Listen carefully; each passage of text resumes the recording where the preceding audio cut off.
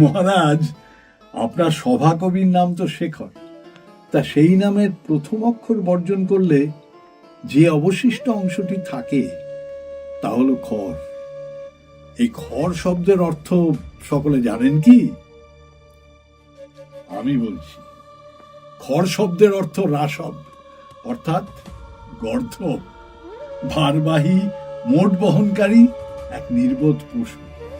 সকলেই জানেন সেই জন্তু সারা জীবন সঙ্গীত চর্চা করেও কিরূপ সফল হয়।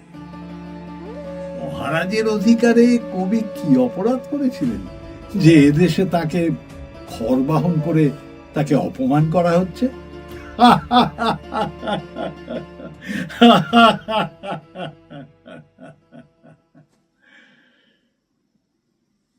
নমস্কার, আমি অভিনেতা অশোক মুখার্জি।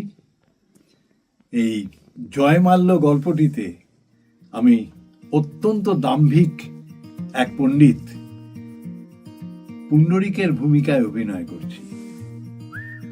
এই তর্কযুদ্ধে কে জয়ী হলেন সেটা জানতে হলে আপনাদের অবশ্যই শুনতে হবে সামনের শনিবার গল্পের দর্পণ, ঠিক রাত 9টায়।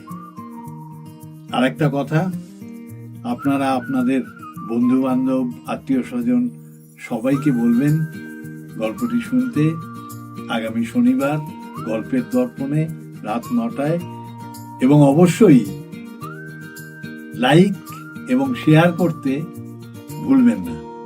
নমস্কার।